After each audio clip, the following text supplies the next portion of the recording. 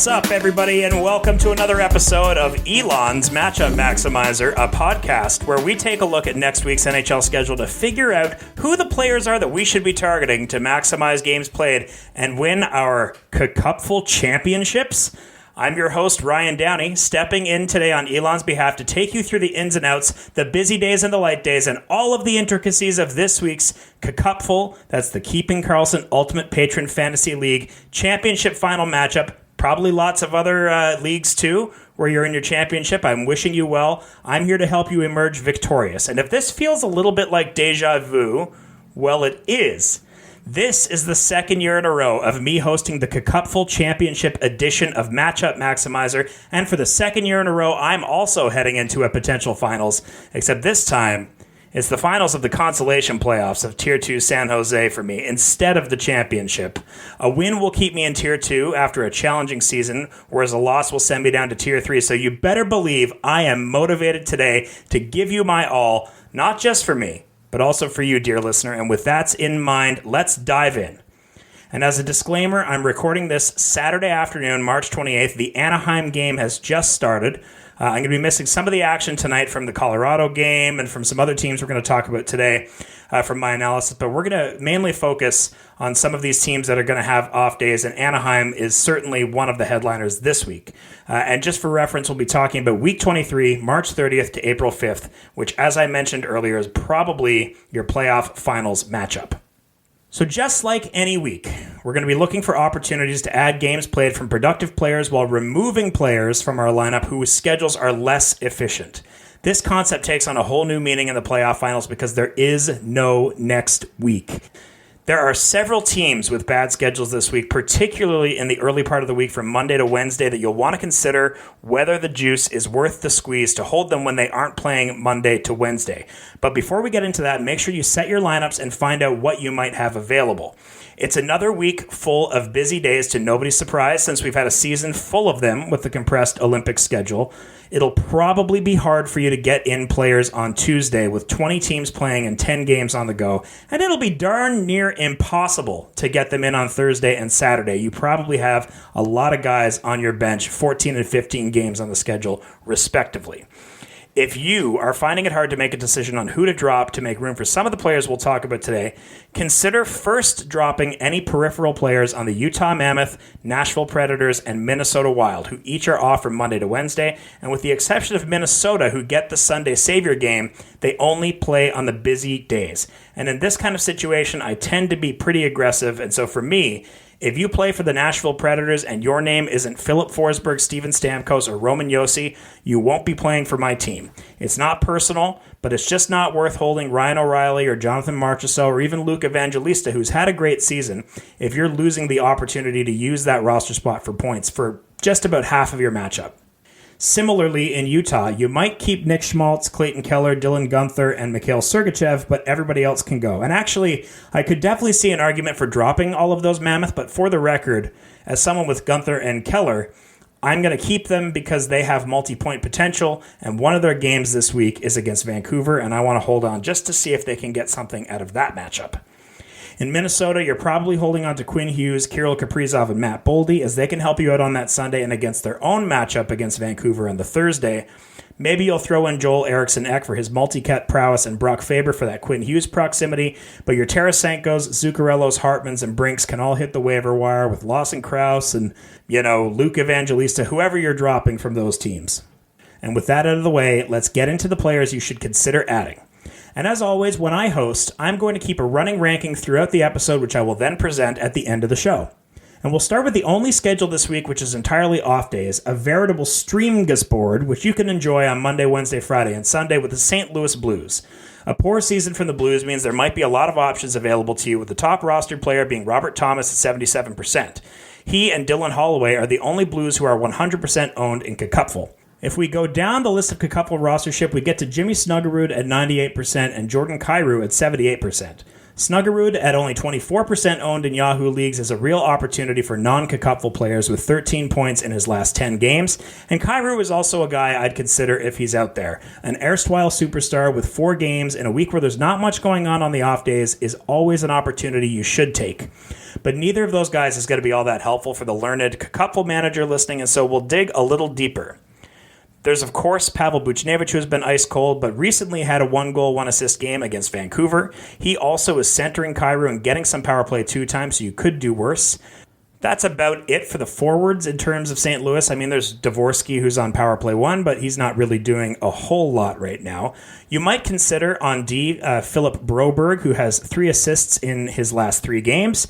You have Logan Mailloux also with 3 assists in his last 3 games while getting ice time that, given his defensive play, he probably shouldn't be getting, but ultimately does explain why St. Louis is so bad this season. And in case you are in a league that rewards peripherals, Colton Parayko might be out there at only 40% Yahoo rostership. He's shooting a lot of late with 17 shots in his last 5 games, plenty of hits and blocks to give him the value of around an assist per game in the Cacupful format, which is not bad with 4 games this week. You could do worse than 12 fantasy points.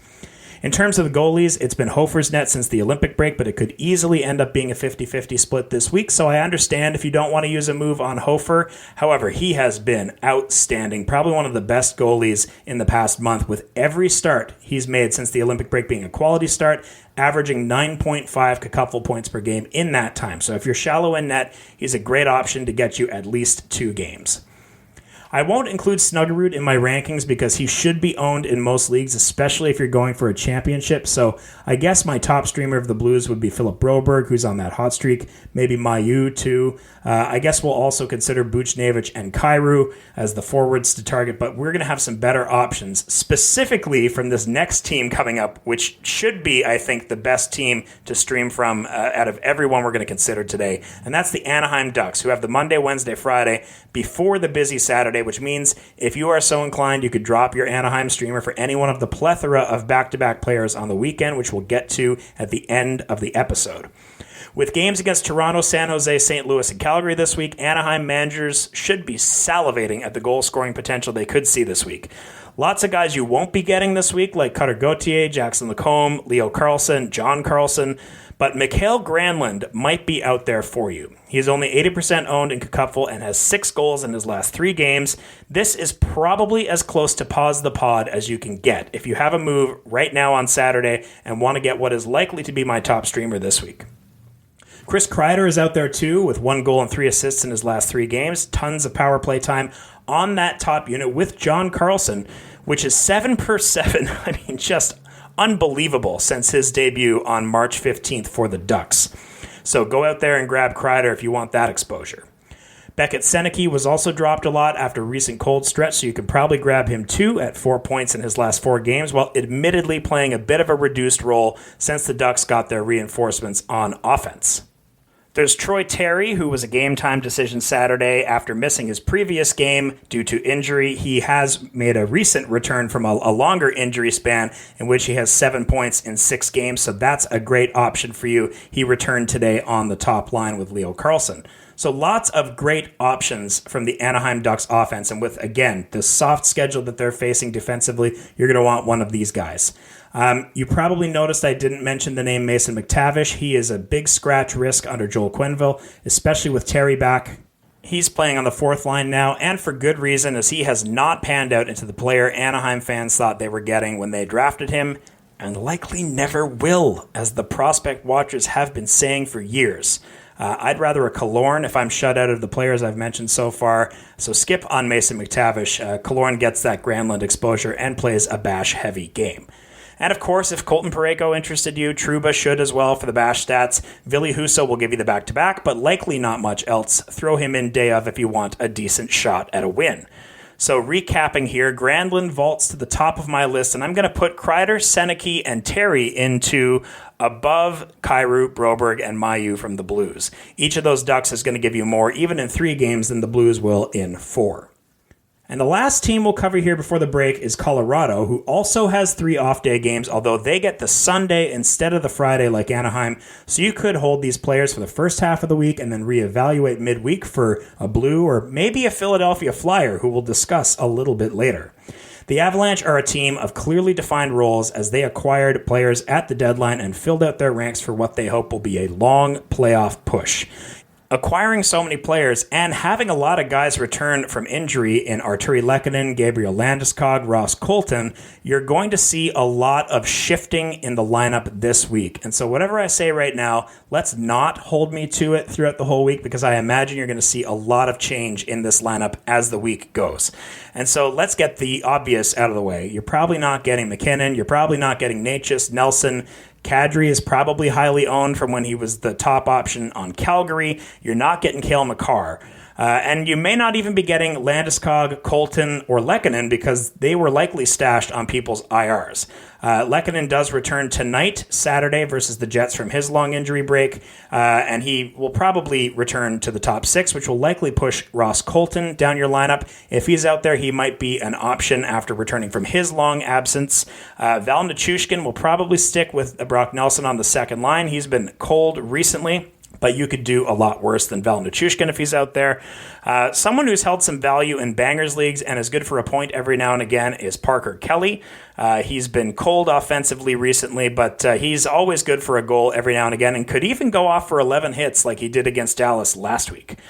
Ultimately, I think Colorado is a real wait-and-see situation with the lineup shifting so much this week, so just keep an eye on game day tweets for the latest.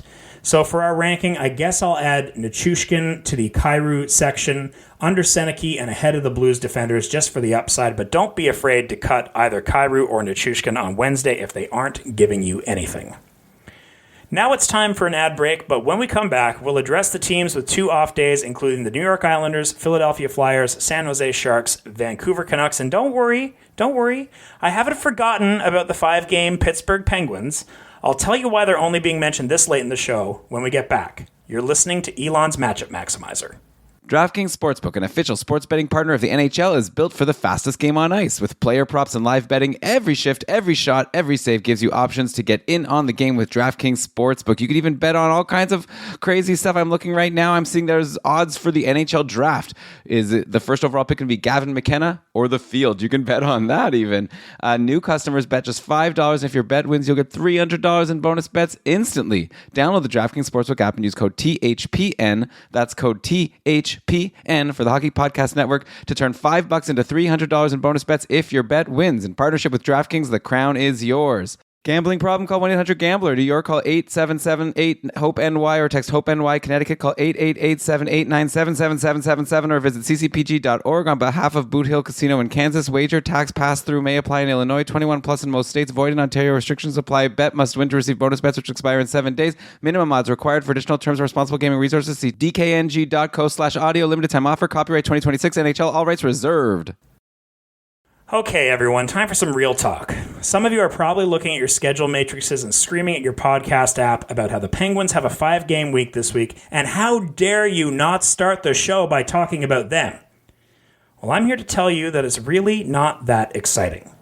Short Shifts listeners will remember I did an analysis of the 5-game week phenomena, looking at all teams in the last 3 seasons who played 5 games in 7 days, specifically with the idea of casting ahead to this week to make game planning your finals matchup just a little bit easier. So you can imagine my delight and glee when Elon asked me this morning to talk about this today, because, I've already done so much work on this. I will admit to there being a little bit of confabulation when it comes to the process of creating that episode, but I do stand by the key tenets that came out of that episode, which are: the backup goalie is the most valuable streamer, Bash defenders tend to be worth a pick as long as they play over 20 minutes a night, and for the forwards, we discovered that in these busy weeks, the best players usually do most of the scoring, so stay away from the depth options. In terms of the goalies, I know there were a lot of people who picked up Artur Shilovs expecting him to start today, Saturday, March 28th, but it looks like Stu Skinner is getting that start. And I'm going to say, if you can hold him, you should probably hold Artur Shilovs, because he's probably going to get 3 games this week if Dan Muse keeps the rotation going. Now, he hasn't exactly been the most consistent, but it stands to reason Shilovs will get the Monday start, and thus the 3 games. I don't imagine they will want him sitting for 4 days, so you probably want Shilovs, but Skinner isn't a bad option either for 2 games guaranteed. In terms of the Bash D, I suggested back in February that Parker Wotherspoon would be a good option to consider and to leave the Jack St. Ivany's, Ryan Shays, and Brett Kulaks in free agency. Well, you'll definitely want to leave Kulak in free agency because he's a Colorado Avalanche now. St. Ivany isn't playing for the NHL club right now as he is undergoing conditioning in the AHL after returning from injury, and Shea has been uninspiring, to say the least. Connor Clifton is a good consideration for your Bash-only leagues, but don't expect much from him on the point side. And even Wotherspoon isn't all that interesting, but he can luck into points. And playing with a resurgent Erik Karlsson, you could do a lot worse. I'd probably slot Wotherspoon in with Mailloux and Broberg on our episode ranking, and probably above those guys because he's going to play over 20 minutes a night with 5 games and some exposure to Karlsson. As for the forwards, we discovered that in these busy weeks, like I said, the best players usually do most of the scoring because they tend to have better conditioning and a higher baseline than most other players. So expect a lot of Malkin, Crosby if he plays, Rust, and Raquel on the score sheet this week. There is one player who I expect to see a lot on the score sheet this week who you can get, probably 19% Yahoo-owned Yegor Chinakhov, who has scored 26 points in 34 games as a Penguin with just under a half goal per game through his time wearing the yellow and black. Grab him for sure if he's out there. And he might even be available for you in Cupful. He's 98% owned, which means there's one league that he's available in, so you might as well check to see if you're the lucky winner, but he won't be available to most of you. Ben Kindle will play up the lineup if Crosby is out for a stretch of time, so I'd grab him as well. And Anthony Mantha, who remains on the top power play despite a bit of a cold stretch. I would leave Justin Brazeau, Tommy Novak, Noel Acciari, Sam Girard, and Ville Koivunen in your free agency. They won't see the ice enough to be worth a valuable pick in finals week. Chinakhov can be in our ranking due to his low ownership, right under Granlund and Kreider. I think I prefer him to Beckett Seneke and Troy Terry, but it's close. Put Kendall and Mantha in under Nichushkin and Kyrou, but above the defenders. And don't forget about Shilovs. He's a good option this week. There are 4 more teams we'll touch on here who each play 2 off-day games, and we'll start with San Jose and Vancouver, who both play Monday and Wednesday before also playing on those busy nights that we talked about earlier. There are tons of options for San Jose with only one player 100% owned in Cupful, and I won't even bother naming him as there's no way you can get him outside of the first round of the draft probably for the next 10 years. San Jose has lots of options because they've been pretty bad as of late. I think the magic has worn off there as they've lost Yaroslav Askarov to what appears to be a long-term injury here. Alex Nedeljkovic has not been covering himself in glory. I imagine the motivation for the offense is kind of dwindling by the day, so that's why you have a lot of different options here. The one that I want to shout out is Igor Chernyshov, who is playing with you-know-who, alongside Will Smith, who is available exactly in one Cupful League too. So similar to Chinakhov, you might have Will Smith out there, so just have a look. I'm a big Chernyshov guy, as many of you know, and I expect him to have a long and fruitful career playing in this San Jose top 6. He's cold of late, coming off an injury, but he brings a unique dimension to that top line, and he plays with one of the best passers in the league in Macklin Celebrini, so I'd add him for this week. He's the only real sure thing I'd consider, though, as San Jose has been uber cold, like I said, offensively. Lots of guys you wouldn't expect on waivers, like William Eklund, Tyler Toffoli, Will Smith in your non-Cupful leagues. If those guys are out there, consider them for the earlier week and reassess like you would do with the other second liners we've talked about, like a Nichushkin or Jordan Kyrou. And I suppose Chernyshov can go in that same category in our ranking. I don't want him ahead of any of those Ducks or Yegor Chinakhov, and I probably prefer those higher pedigree guys like Nichushkin above him as well. For the defense, I would not bother with any San Jose Sharks, and I personally think that D-core will look very different next year with guys like Shakir Mukhamadullin, Luca Cagnoni, Sam Dickinson, and Eric Polkamp, the Denver standout college defenseman, pushing some of these veteran placeholders out of their roles. And as I mentioned, Nedeljkovic is your San Jose starter, but don't bother with him either unless you want a negative. He's given up 20 goals in his last 5 games.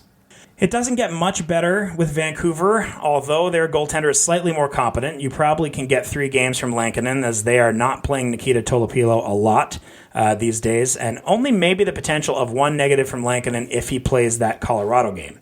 Still probably isn't worth your move, but let's see if there's anyone in Vancouver who is. I would say definitely not any of the defense, unless Hronek is out there at only 50% Yahoo ownership. Elias Pettersson, the center is 90% owned in Cacupful with 5 points in his last 5 games, so if he's been dropped, you can scoop him up. The 2 streamer tier players I'd consider here are Marco Rossi and Brock Besser, who have both had recent hot streaks, playing the key offensive roles on this absolute trash heap of a team. Rossi has had 2 pointless games but rattled off 10 points in 5 games, and Besser had 8 and 6 before giving his managers a cardio session against LA on Thursday. They're out there at 12 and 10% ownership in Yahoo leagues, and given their hot streaks, I'd probably want them above Nichushkin and Kyrou, but below the Ducks and Chinnikov. You probably don't want guys playing with Pettersson like O'Connor and Evander Kane, who likely won't get an NHL job again after this season is done, if you ask me. And although I am a fan of Liam Ogren's game, he won't point consistently enough and doesn't offer much in the way of peripheral points, so skip him too. Blah. What a dumpster fire in Vancouver. And speaking of fire, it's time to rapid fire these last 2 teams so we can get you out of here and you can start making those moves that will win your Cupful championship. The Philadelphia Flyers and the New York Islanders both have 2 off-day games this week. Different kind of schedule placement than the other teams we've talked about, and we'll get into that. The Islanders have good in-week coverage with Monday and Friday games, and Philadelphia could be a sneaky championship-winning team with those Friday and Sunday games. On Long Island, Braden Shen is playing a key role centering Barzal and Cal Ritchie on the second line, and had a goal and 2 assists at the time of this recording against Florida on Saturday afternoon, so definitely consider him for 2 off-day games before the weekend. Cal Ritchie is also playing well with 2 goals and an assist in his last 3 games and playing a key role on that top power play. The coaching staff has clearly identified his playmaking skill. Great to see that as a Cal Ritchie dynasty owner here. Alongside Shen, Horvat, and Barzal as well. So Shen and Ritchie are my top streamers from this team, and I put them above the Vancouver guys but below the Ducks and Chinnikov. Anders Lee isn't on that top power play, but has been steady in 4 of his last 4 games with a goal and 3 assists. So if he keeps it up, put him in somewhere below the Colorado guys and around the Pens guys. And an interesting guy down the lineup is Simon Holmstrom, who's scoring a lot of late with 5 goals in his last 8 games and getting between 15 and 18 minutes a night, mostly at even strength. Throw him on the pile if you can't get any of those Pens guys who will likely have better opportunities. The non-Matthew Schaefer defenders don't interest me, and even though the Islanders have 2 back-to-backs, I'm also not interested in David Rittich. Watch him go off now that I say that, but he doesn't inspire much confidence for me with his 2 negatives in his last 2 games. But I really want to talk about Philadelphia here. I really think these guys could win you a week. You get the Sunday savior effect plus the ability to get 5 games out of a roster spot if you churn out one of those San Jose, St. Louis, or Vancouver guys at the right time to add a flyer. Starting at the top, you're not getting Tippett, you're not getting Konechny, and you're not getting Zegras unless you're in a clown league. So barring that possibility, I think Noah Cates tops the list of interesting streamer tier players with 4 goals and 6 points in his last 5 games. He's also managed 12 shots in that span, which you don't usually expect from him. But playing with the creative Michkov, who has 5 assists in that same span and can find you on the ice anywhere, I think that's an interesting add to make on Friday. Michkov won't rocket to the top of my list for streaming because if he's not pointing, he's not doing much of anything, but you could definitely get him and hope for a big weekend to close out your fantasy season. You could look at Christian Dvorak and Sean Couturier, who are deep options that could be interesting, with Dvorak scoring 5 points in his last 3 games, and Sean Couturier with a 2-game goal-scoring streak. If they keep it up through the week, they are also good options for that weekend stretch. Just for fun here, I'm going to give you these rankings in the form of a Japanese tier list, Japanese video games, that is starting with tier S for our top player and then going down through A, B, C, and D. So where do we land with this? I think we put Mikael Granlund in tier S. I think I'll keep him there by himself because he's my streamer of the week. And then let's go down into tier A where we'll put Yegor Chinnikov, we'll put Chris Kreider, Troy Terry, and Beckett Seneke. I think you're probably going to want Anaheim Ducks this week, so it would be weird to have any of them sitting lower than tier A. Our tier B is going to be pretty bloated, but let's put Valeri Nichushkin there. Let's put Jordan Kyrou there. We'll put Braden Shen there just for fun. I think he's been pretty good so far as an Islander. Let's say Cal Ritchie is in that tier B as well. And let's just see what happens in Colorado. You might want to put like Colton or Alekid in there, but otherwise I think they're more kind of tier C guys depending on their deployment. The other players populating tier C are going to be Ben Kindle and Anthony Mantha.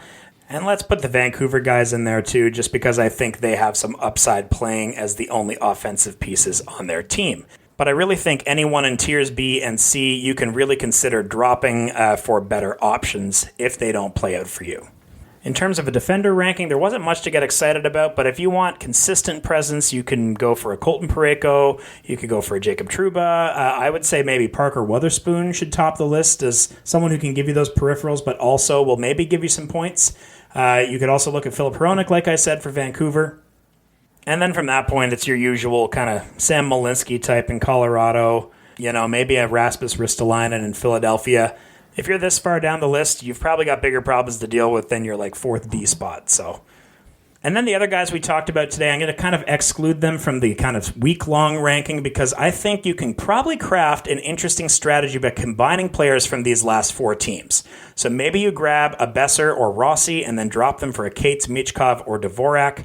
I'd be pretty stoked to get 5 games from a combination of Rossi and Cates or Besser and Cates, and so that's something you should consider.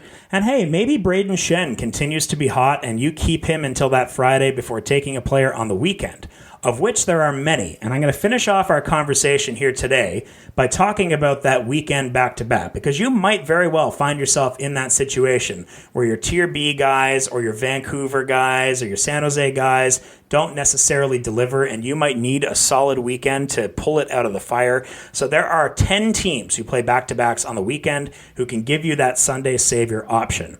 And I know some of you are probably saying, but Saturday is full. And to that I say, you might find yourself on Saturday with a superstar like Jack Eichel, who has been so ice cold that you cannot rely on him. I would suggest dropping him and getting some of these 2-game guys that I'm going to mention now, because you only have 2 days left at this point to win your championship. And if you have Jack Eichel, like I have Jack Eichel, and he's on his 10th game in a row of no points, and you lose because of that, you'll never forgive yourself. So let's go through some of these teams here. You got the Boston Bruins, who have Jonas Korpisalo as the backup, and give me Pavel Zacha or Elias Lindholm as options that could step in and give you 2 games. Carolina has Freddie Anderson, and you could grab anyone from that second line, Logan Stankoven, Jackson Blake.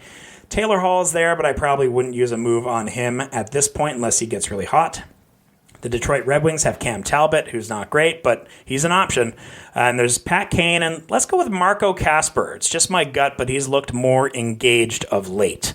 The Florida Panthers have Daniil Tarasov and crickets. Nobody, really. I don't know. Carter Verhaeghe, let's say. He's around 50% owned in Yahoo. He might be out there for you. You could go back to Minnesota and grab one of those guys you dropped at the beginning of this episode, like a Zuccarello or a Tarasenko. And if you're in one of the leagues where Wallsted's available, he's always a good option. Montreal has Jacob Fowler as the backup. He may not be available to you if he plays well today for Montreal. And for the skaters, we can go with Zach Bolduc or Oliver Kapanen. Those guys are pointing recently and should be good options on a weekend. The New Jersey Devils have Jake Allen in net, who's always pretty solid, and then Connor Brown, who's been a hold for many managers since he joined the top line and top power play. Elon, Brian, and I picked him up in the Cupdole. We took the 4-year contract on gladly. If he helps us win the championship this week, it will be worth it. If Brown's not there, maybe you go with the pride of Bay Roberts, Newfoundland, Dawson Mercer. Maybe he'll help you out. If you're looking at the New York Rangers, you're probably not going to see much of interest. Dylan Garand is the backup currently. Jonathan Quick could be back by then. I'd probably pass on Quick, but I'd play Garand in a pinch. People will likely have dropped their Rangers after their strong schedule to start the playoffs, so maybe Ty Kartye is out there, maybe Vlad Gavrikov is out there. Who knows? Probably some other options that I mentioned earlier are more appealing than the Rangers. Ottawa, you're looking at James Reimer, which is kind of meh. But Shane Pinto and Ridley Gregg are always a fun time for a stream, and those have been good Sunday saviors in the past. And finally, Washington has Charlie Lindgren and maybe a young gun like Cole Hudson or Ryan Leonard. Those are fun guys to root on as you try to close out your Cupful championship. And with that, let's close out this episode. I hope our merry little jaunt through the finals week schedule has been helpful for you, whether you're a Keeping Karlsson patron or just one of our longtime listeners pushing for the victory in your home league. I'm not on social media anymore, although I am considering getting X back so I can promote my work over at Dauber Prospects, where I've recently started as a member of the Prospect Profile team, editing the Observations tab on the Prospects page. If you're a fan of the Islanders, Hurricanes, Jets, Flames, Sharks, Senators, or Maple Leafs prospects, check out your favorite prospect page, and it's likely that I did an update on him in the March 2026 rollout. If you want to chat about this episode or prospects, you can find me on the Keeping Karlsson Discord, or if you just walk around the West End of Toronto, you can come on up to me and ask me what I think of Victor Eklund, and I'm sure we'll have a lovely conversation. Speaking of that patron Discord, just because the fantasy hockey season is coming to an end, that doesn't mean that we're stopping anytime soon here at Keeping Karlsson. Brian and Elon will have plenty of content for you to get through the offseason with our Keeping Karlsson playoff pool, team previews, recap shows, patron casts, and more. They still haven't raised the patron fee. It's $5 a month, an incredible value, so I encourage you to check it out and join us in the Keeping Karlsson patron group Discord. Thanks to Game Day Tweets, Frozen Tools, Yahoo, and the Kakuffle free agency tracker tool for helping to prepare today's show. The next edition of the Keeping Karlsson Fantasy Hockey Podcast is coming at you tomorrow night, with Elon and Brian returning for a finals week edition of the Mega Show. Don't miss it, and as always, if you're a patron, join the chat and chop it up with the guys. Thanks for listening, and good luck to all you managers looking to climb to the top of the mountain in your leagues, or if you're like me, you'll try to end up as best of the worst.